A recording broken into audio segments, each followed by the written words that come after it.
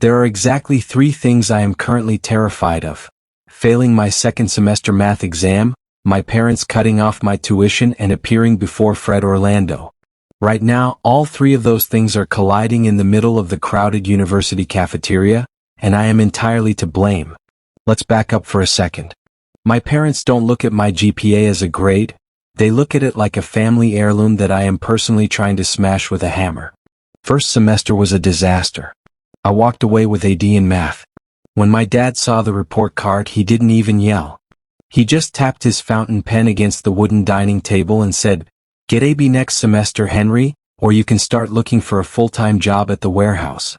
We don't fund failure." He meant it, every single word. Which brings me to Fred Orlando. Fred is a second-year further mathematics major. He is a certified genius, the guy who has won every single trophy in the university's mathematics department, and an alpha whose scent alone can make half the campus lose their train of thought. He's tall, handsome, sharp-jawed, and carries himself with the kind of effortless confidence that only people who understand calculus possess. I've been hopelessly in love with him since middle school. I literally chose this university just to breathe the same air as him. But up until today, I was just a background extra in his movie. He didn't even know I existed. Until I decided to ruin my own social life. The cafeteria was packed, a chaotic symphony of clinking trays and loud chatter. Fred was sitting at the center table, surrounded by his usual group of popular friends, mostly other alphas and high-profile betas. He was laughing at something someone said, his eyes bright and relaxed. My heart was hammering against my ribs like a trapped bird. My palms were sweating so bad I could barely hold my breath. It's now or never, I told myself. Warehouse job or Fred Orlando. I had to choose. I forced my legs to move, weaving through the tables until I was standing right at the edge of his space. The scent of his pheromones hit me first. It made my inner Omega want to melt right into the floor, but I bit the inside of my cheek to stay focused.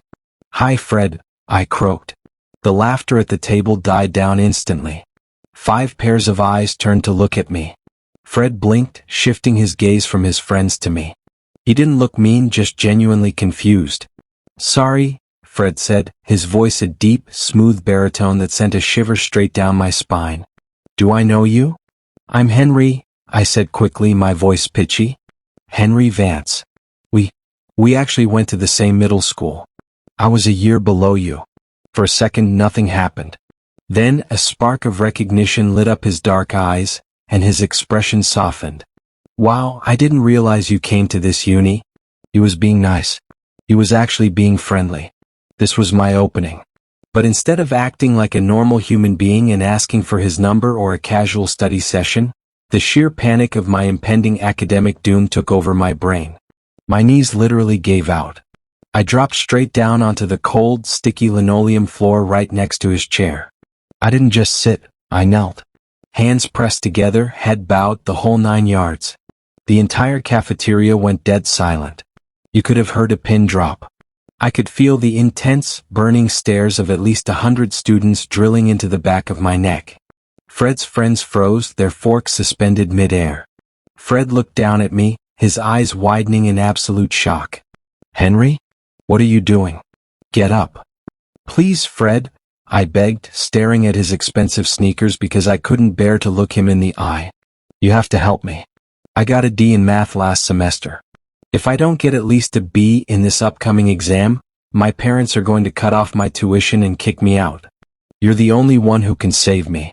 Please tutor me." I stayed there, on my knees, completely exposed, waiting for him to either laugh, reject me, or call security. The silence in the cafeteria didn't last. It shattered all at once, replaced by a wave of harsh, mocking laughter that started at Fred's table and rippled across the entire room. "Is this dude serious?" One of the alphas next to Fred snickered, leaning back in his chair. "Hey, Omega, do you know who you're talking to? This is Fred Orlando. He doesn't even have time to breathe between his advanced theorems, and you want him to teach you basic freshman math. Almighty Fred doesn't just do charity work." A beta girl laughed from across the aisle. The blood rushed to my ears, turning them bright red. I kept my eyes glued to the floor, wishing the sticky linoleum would just open up and sink me in. They were right. I was pathetic. I was an Omega who had just publicly humiliated himself in front of the campus king. But the quiet, commanding tone of Fred's voice instantly cut through the laughter. The cafeteria went quiet again. I felt a shadow fall over me, and then Fred's polished sneakers moved closer. "Stand up, Henry. Get off the cold floor." I forced myself to look up. Fred wasn't laughing. In fact, he looked slightly annoyed by his friend's reactions. He extended a hand toward me, a broad, warm hand with clean-cut nails. I hesitated for a fraction of a second before placing my trembling palm in his. He pulled me up effortlessly, his grip firm and steady. "I'll do it," Fred said clearly, looking directly at me. "I'll tutor you." My brain completely short-circuited. Did he just say yes? Before my common sense could stop me, my body reacted on pure relief. I didn't just thank him. I leaned forward and bowed deeply. 3 times in a row, my hands pressed against my thighs, treating him exactly like a literal Greek god who had just granted me a miracle. Thank you," I chanted, my voice muffled because my face was pointed at the floor. "Enough already," Fred said, a rare hint of flustered color climbing up his neck as his friends stared at us in absolute disbelief. The legendary, untouchable Fred Orlando, who barely said hello to his own classmates, had just agreed to give private lessons to an Omega who couldn't even pass intra-level math. Fred cleared his throat, pulling a sleek leather planner out of his backpack. "Look, my schedule is tight. I have advanced seminar classes and lab hours. But I can do Tuesdays and Thursdays from 6 p.m. to 8 p.m., and Saturdays from noon to 3 p.m. We'll meet in the quiet study rooms on the 3rd floor of the main library. Does that work for you?" "Absolutely. Anything works for me," I said, nodding so fast I thought my head might fall off. "Good. Don't be late on Tuesday. Bring your textbook and your failed exam paper so I can see where you're struggling." I nodded happily and watched as Fred and his friends walk out the cafeteria. The entire next week felt like a fever dream, leading up to Tuesday evening. I arrived at the library 30 minutes early, my hands shaking as I laid out my notebook, 3 different colored pens, and the dreaded D-grade paper. When the clock struck 6 p.m., the door to the study room opened and Fred walked in. He had traded his usual campus jacket for a simple fitted gray t-shirt and dark jeans. And that was the exact moment I realized this tutoring arrangement was going to be a dangerous, beautiful form of torture. Up close, without the crowded cafeteria blocking my view, Fred was breathtaking. The simple t-shirt did absolutely nothing to hide his broad shoulders, and every time he moved his arms to set his bag down, the muscles in his forearms flexed beneath his tan skin. He smelled incredible, that same intoxicating mix of cedarwood and fresh winter air that immediately made my inner Omega want to curl up right next to him. "All right, Henry, let's look at what we're dealing with," Fred said, pulling up a chair right next to mine. Our shoulders brushed. A jolt of electricity shot straight down my spine. "Henry?" Fred asked, leaning in a bit closer when I didn't respond. He tapped the failed exam paper. "Are you with me?" "Yes," I squeaked, my eyes darting from his perfectly sculpted jawline down to the math problem on the page. Fred was being completely down-to-earth, patient, and focused, but my brain was currently operating on 1% capacity. How was I supposed to calculate the x-axis when the most perfect alpha on the planet was sitting close enough for me to count his eyelashes? 2 weeks into tutoring, and I was trapped in a cycle of academic progress and romantic torture. Fred was an incredibly patient teacher, breaking down complex calculus formulas into pieces my struggling brain could actually digest. But being this close to him every Tuesday, Thursday, and Saturday was taking a toll on my sanity. It happened on a rainy Saturday afternoon. We had been in the study room for 3 hours, and Fred had finally called a 15-minute break. Exhausted from a grueling week of advanced mathematics, he leaned back in his chair, crossed his arms over his chest, and closed his eyes. Within minutes, his breathing evened out into a soft, steady rhythm. He was asleep. I, however, was wide awake. With Fred asleep, I finally had the freedom to look at him without getting caught. My eyes drifted over his soft dark hair, down the bridge of his perfect nose, and finally landed on his lips. They were full, slightly parted, and looked impossibly soft. I stared, completely mesmerized, my heart doing double time in my chest. What would it feel like to kiss him? You know, it's hard to sleep when you're staring at me like you want to eat me alive. Fred's eyes snapped open. I froze, my breath catching in my throat. He hadn't been asleep at all. Before I could stutter out an excuse, Fred stood up, grabbed his jacket and reached for my wrist. His grip was firm but gentle as he pulled me out of the study room, down the library stairs, and out into a secluded, quiet grassy field behind the building. The rain had cleared, leaving the air crisp and smelling of damp earth. Fred, what are we doing out here? I panicked, my heart hammering against my ribs. Fred turned around, trapping me against the trunk of a large oak tree. He leaned in, his cedarwood and winter air scent washing over me completely, making my knees weak. He looked down into my eyes, a knowing smirk playing on his lips. You like me, don't you, Henry? Fred asked smoothly. I choked on my own saliva. What? No, I don't. Come on, Fred chuckled softly, leaning a bit closer. I noticed how you used to follow me around back in middle school, hiding behind lockers and library shelves. I've always known. My entire world tilted. He knew. He had known for years. I felt completely stripped bare, my deepest secret laid out under the open sky. But as the urge to confess rushed to the surface, a cold, heavy hand clamped down on my heart. I couldn't do it. Fred Orlando was a top-tier alpha, a genius, a campus god. He was completely out of my league. And besides, I knew exactly what happened to Omegas who let their hearts get ahead of them. The memory hit me with the force of a physical blow, dragging me back to elementary school. I remembered being 7 years old, holding a small toy, nervously approaching a little alpha boy I wanted to play with. I had built up so much courage only for him to shove me hard onto the playground dirt. Get away from me, you ugly Omega, the boy had sneered in front of everyone. But that wasn't the end. Your Omega scent smells like a cheap deodorant my mom buys at the local supermarket, he said coldly to my face. Everyone laughed hard as if he had told the ultimate joke of the century. That was my very first heartbreak. It was the day I learned that my scent, my face, and my status as an Omega were things to be ashamed of. I had carried that rejection like a scar ever since. I swallowed the lump in my throat, forcing a laugh that sounded incredibly hollow. Stalked you? I don't know what you're talking about, Fred. I was just clumsy back then. And I only look at you now because you're my tutor. I don't like you like that. I swear. Fred blinked, the smirk fading from his face. He scanned my expression, looking for any sign of a lie, but I kept my face like stone. Finally, he stepped back, giving me space. If you say so, Henry. Right then and there, I vowed to stick to the math. I couldn't risk another heartbreak.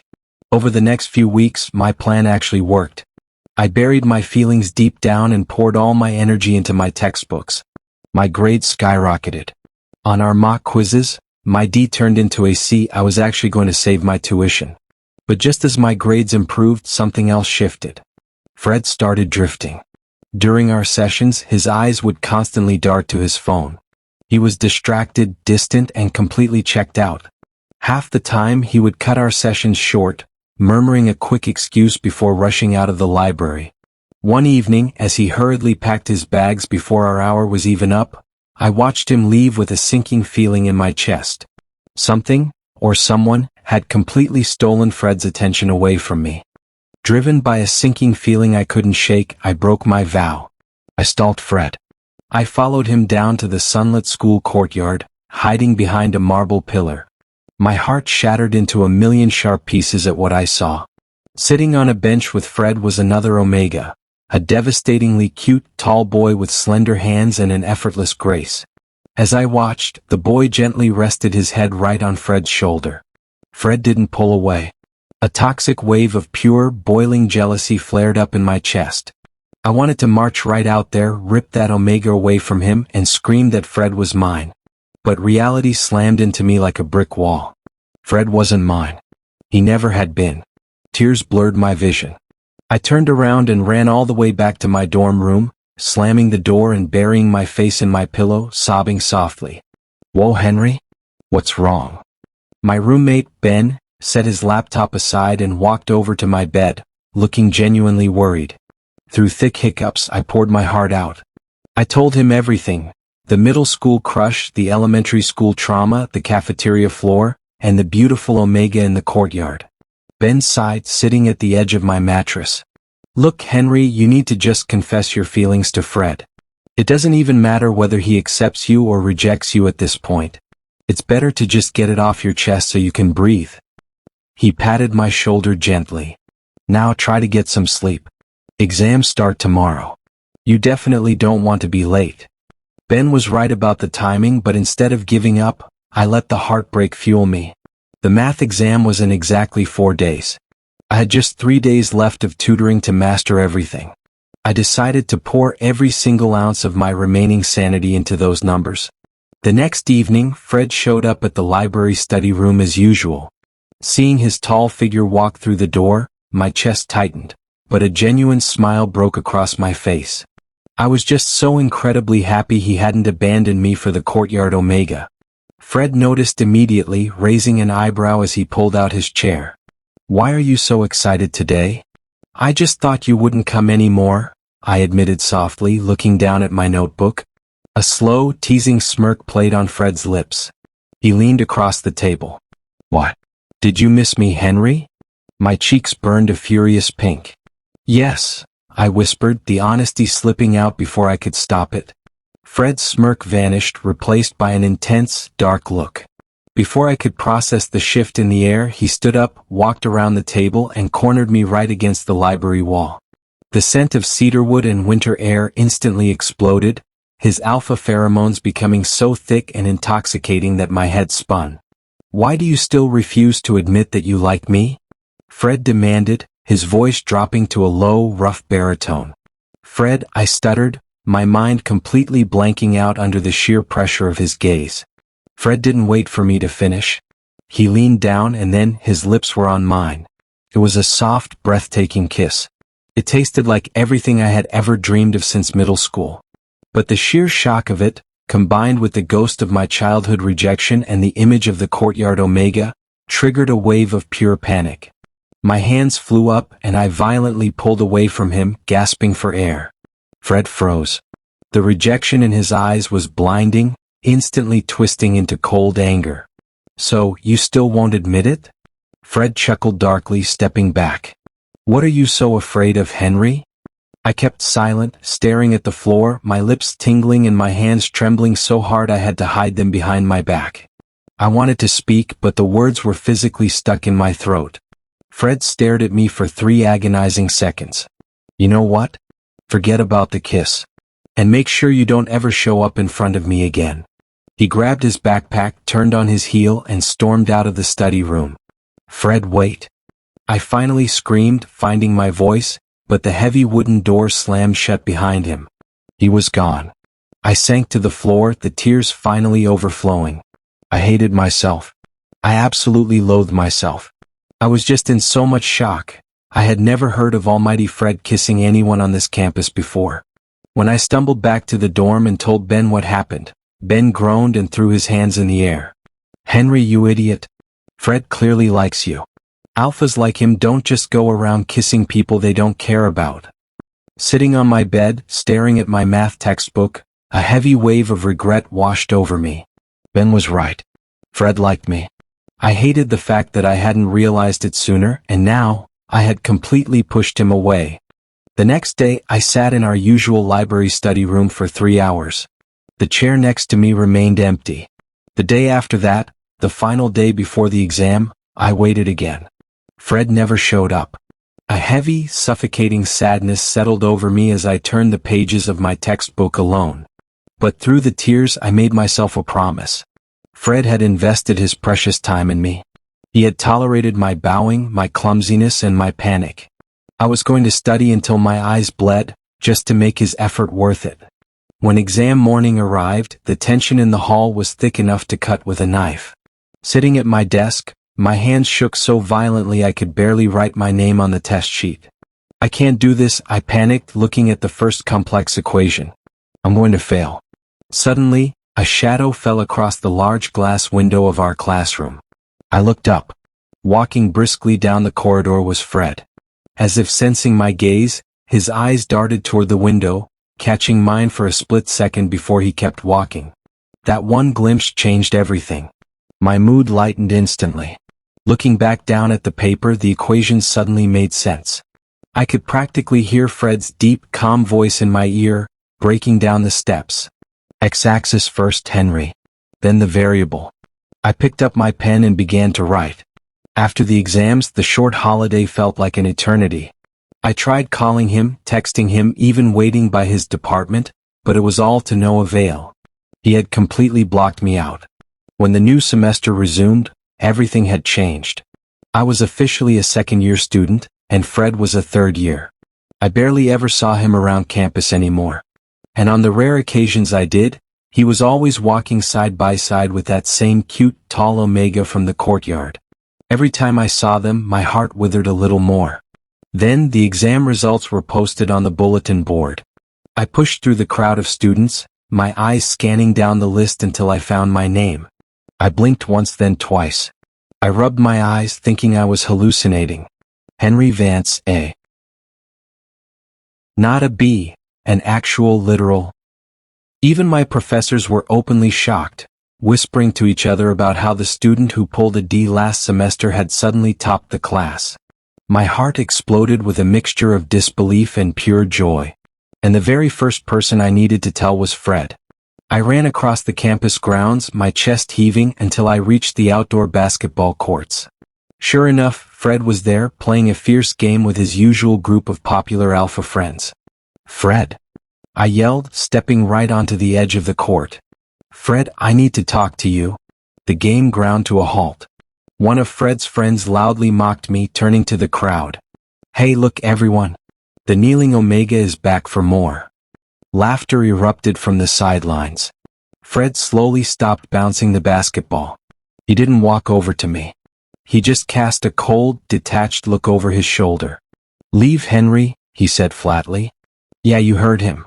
He said leave," his friend echoed, shoving a ball against his hip. But I wasn't going to let a little humiliation stop me this time. I took a deep breath and shouted at the top of my lungs, "Guess what? I got an A in math." Fred stopped completely, his back freezing. He didn't turn around this time, but I could see his shoulders tense. I waited, praying he would look at me, but he just raised the basketball again, preparing to shoot as if I hadn't just spoken. The rejection stung worse than a slap in the face. But looking at his stubborn back, something inside me finally snapped. The fear, the childhood trauma, the insecurity, I threw it all away. I stepped up onto the high metal bleachers, standing tall so everyone could see me. "Fred!" I yelled, my voice cracking with raw emotion. The entire court fell dead silent. "I'm sorry I hurt you. I really do love you. I've loved you right from middle school. I'm so sorry I wasn't confident enough to tell you the truth back then. But I want you to know that I will always love you, no matter what." Murmurs and gasps rippled through the crowd. My face was burning and tears were already streaming down my cheeks, but I didn't care. I had finally said it. Without waiting for a response, I scrambled down from the bleachers and began to walk away, sobbing softly into my hands as I headed toward the school gates. I had made a fool of myself again. Suddenly, behind me, the sound of a basketball bouncing away echoed across the asphalt. Then came the frantic thud of heavy footsteps.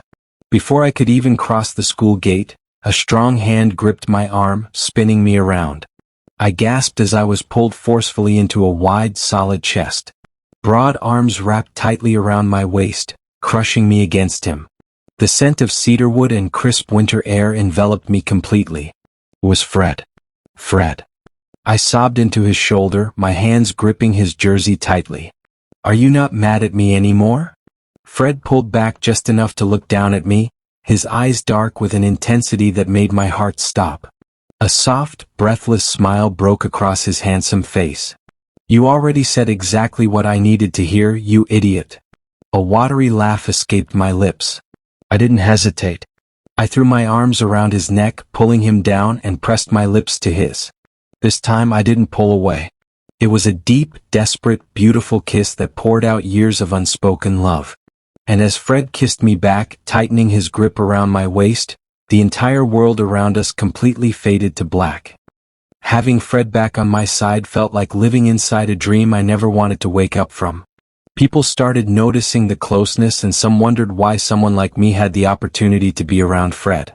One warm Thursday afternoon, and I was walking down the bustling main corridor, happily holding a double-scoop chocolate ice cream cone.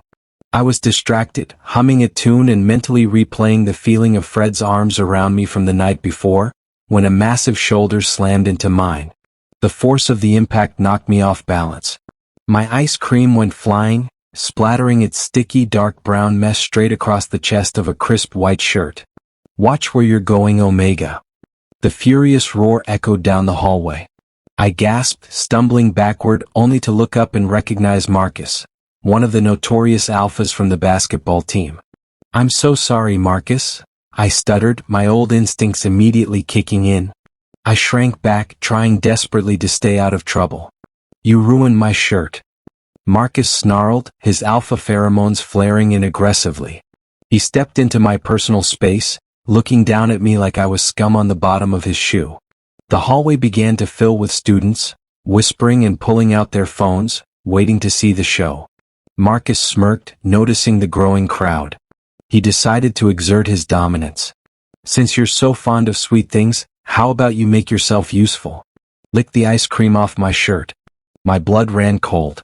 The sheer humiliation of his request hit me like a physical slap. The crowd gasped, a few people snickering. "Lick it off?" My hands trembled. Every fiber of my being screamed at me to run, but my legs felt glued to the floor. I stood there, frozen, reluctant and utterly terrified, staring at the stain on his chest. "What's the matter? You were fast enough to kneel in the cafeteria, weren't you?" Marcus sneered, his patience wearing thin. Seeing my hesitation, his face twisted in anger. "I said clean it." He reached out and shoved me hard. I lost my balance and tumbled backward toward the hard ground. I braced for the painful impact, but before I hit the floor, a powerful pair of arms caught me mid-air. The familiar, comforting scent of cedarwood and winter air instantly surrounded me. It was Fred. He set me gently on my feet behind him, his frame acting as a solid shield between me and Marcus. But when Fred turned to face Marcus, the gentle touch was gone. In its place was a dark, dangerous alpha fury that I had never seen. Before Marcus could even react, Fred lunged forward, grabbed Marcus's wrist, and twisted his arm behind his back with lightning speed. Marcus groaned, bending sideways in pain. "Fred, let go of my arm. Why are you picking on someone smaller than you?" Fred's voice dropped to a terrifying, deadly baritone that sent chills straight through the hallway. His grip tightened, forcing a wince out of Marcus. I was standing right down the hall. I saw the whole thing. "You're the one who deliberately bumped into Henry because you were looking at your phone." Gasps rippled through the onlookers. Marcus's face flushed bright red, partly from the physical pain of Fred twisting his arm, and partly from the sheer embarrassment of getting caught lying. "Say you're sorry," Fred commanded coldly, leaning in close to Marcus's ear. "All right. I'm sorry," Marcus barked out, sweating under the force of Fred's grip. He glanced back at me, his eyes filled with defeat. "I'm sorry, Henry." Fred released his arm with a dismissive shove. Marcus stumbled, adjusted his ruined shirt, and quickly slunk away into the crowd, muttering under his breath. The surrounding students quickly dispersed, realizing the drama was over. I let out a breath I didn't realize I was holding, my heart beating frantically against my ribs. "Fred. Thank you," I whispered, stepping closer to him, my voice still trembling from the adrenaline. "If you hadn't come..." Fred turned around to face me. The anger in his eyes softened as he looked down at my pale face, but his expression remained serious. He didn't smile. Instead, he reached out and took my hands in his grip warm and grounding. "Henry," Fred said softly, staring straight into my eyes. "I will always protect you. You know that. But you need to learn to stand up for yourself." I blinked, taken aback. "You aren't that scared middle school kid anymore," Fred continued, his voice laced with tender honesty. "You're smart, you're strong, and you pulled an A in a class that terrified you. Don't let guys like Marcus use your status or your sweetness as a weakness against you." You deserve respect, but you have to believe that first. His words hit me deep in my chest, burning away the lingering humiliation and replacing it with something entirely new. A tiny, glowing ember of genuine self-worth. He was right. I couldn't keep hiding behind him forever. I needed to grow up, because if I wanted to stand by the side of almighty Fred Orlando as an equal, I had to stop acting like a victim. After the incident in the hallway, Fred decided I needed a break from stress. His idea of a relaxation date? The campus indoor swimming pool. Fred, I really don't think this is a good idea, I muttered, shivering slightly as I stood at the edge of the crystal-clear water. I was wearing an oversized t-shirt over my swim trunks, clutching a towel like a security blanket. I don't even know how to swim. That's why I'm here, Fred smiled, already in the water. The pool lights reflected off his wet shoulders, defining every muscle in his back. He reached out a broad, warm hand toward me. Trust me, Henry. I won't let you sink. Taking a deep breath, I swallowed my fear and reached for his hand. The moment I stepped into the warm water, Fred pulled me close, supporting my waist with his hands. He spent the next hour patiently teaching me how to float, guide my arms, and trust the water. Every time I panicked, his grip on my waist tightened, his comforting scent cutting through the chlorine. By the time we got out, I was actually gliding across the shallow end on my own. For the first time in my life, I felt light. Later that night, the campus was quiet and dark. Fred brought a thick blanket and laid it out on the open grassy field where he had once confronted me. We lay side by side, shoulder to shoulder, staring up at the vast expanse of stars scattered across the dark sky.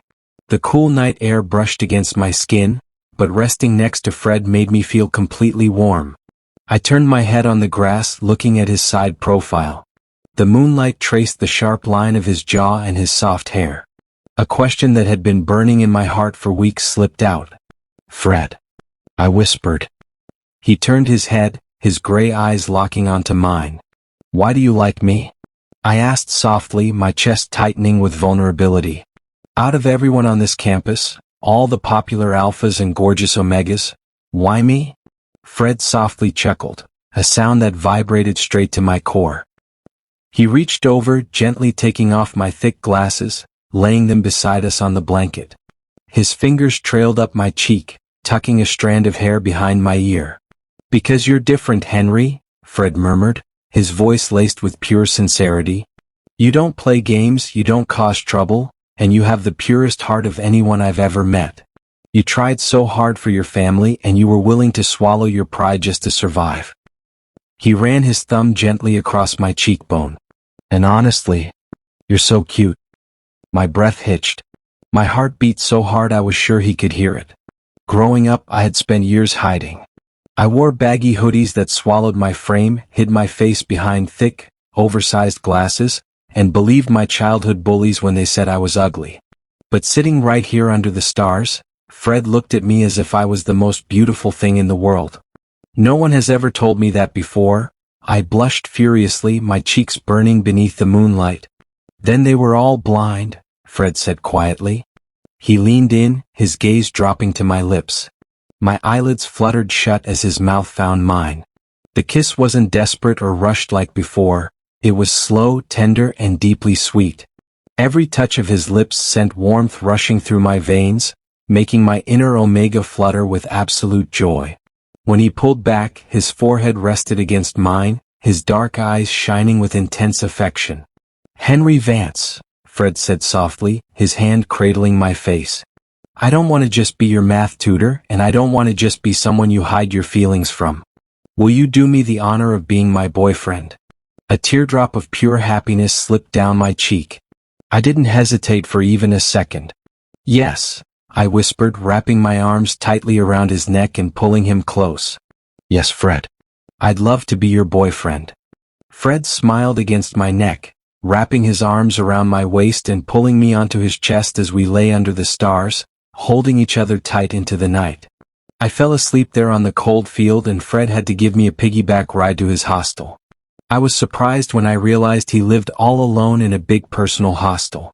The next morning, I woke up with Fred lying close to me on the bed, his arms shielding me. It all felt like a dream now. My crush was finally here beside me. Not as a math tutor but as my boyfriend. And I was grateful I had told him about my feelings. Hey guys, what do you think about this story? Let me know in the comments. Do you have someone you're crushing on? Okay, I think it's your chance to let them know how you feel. Don't be like Henry, who was reluctant to meet his crush. You never can tell.